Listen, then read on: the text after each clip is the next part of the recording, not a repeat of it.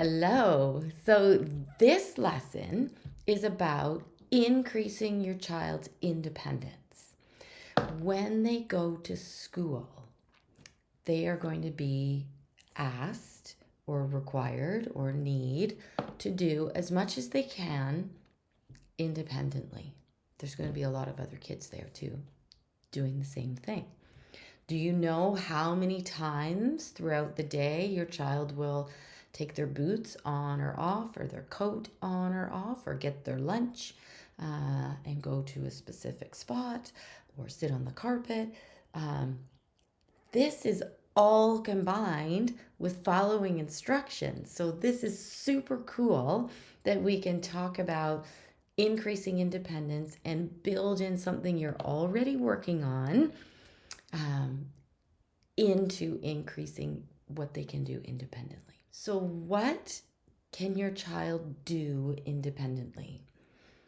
This is a question that I put to every parent who is in my one-to-one coaching program.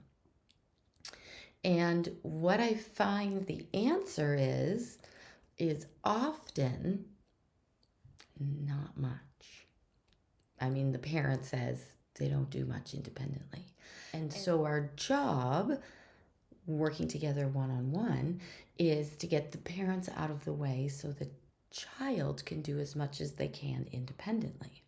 So here, I'm going to help you to get you out of the way so that your child can do as much as they are capable of independently and then grow from that point.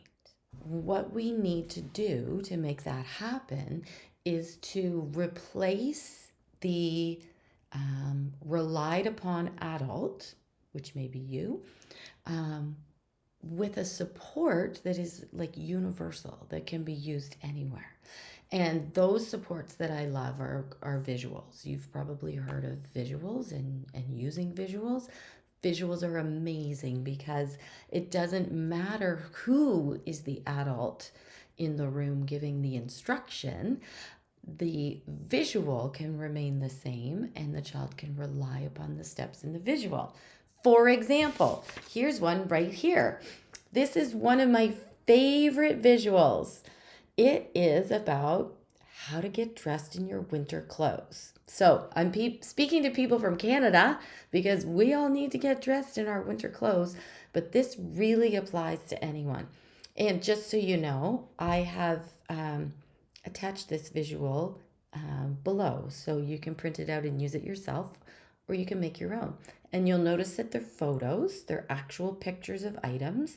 So if your child needs the item, the picture of their item, you'll need to make your own.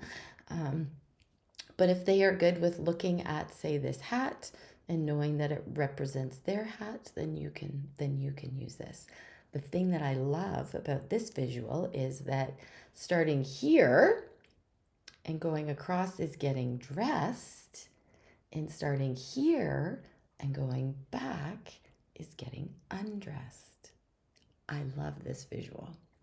I've also included a visual on hand washing, which is another independent task that children need to be able to do.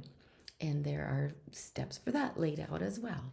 So what we do when we use these visuals is we break down a task into steps, and then we put the steps into a line so that the child can follow each step.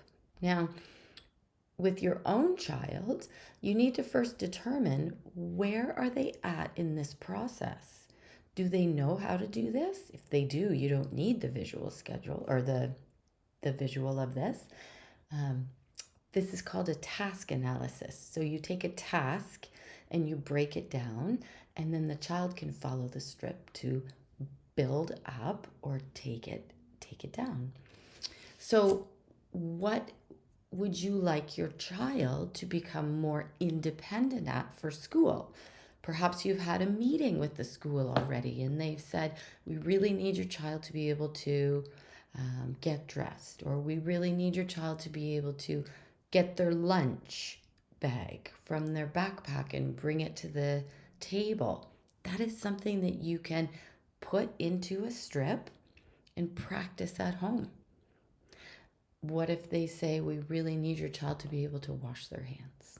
There are lots of things that your child can start to learn to do independently. Remember, meet your child where they're at. You need to know what they're capable of so that you can start there and move them forward. And this is another great thing for you to practice. Just pick one or pick a bunch, wherever you're at. But working on your child's independence is going to be a game changer for them at school. Good luck, and I'll see you in the next one. Bye.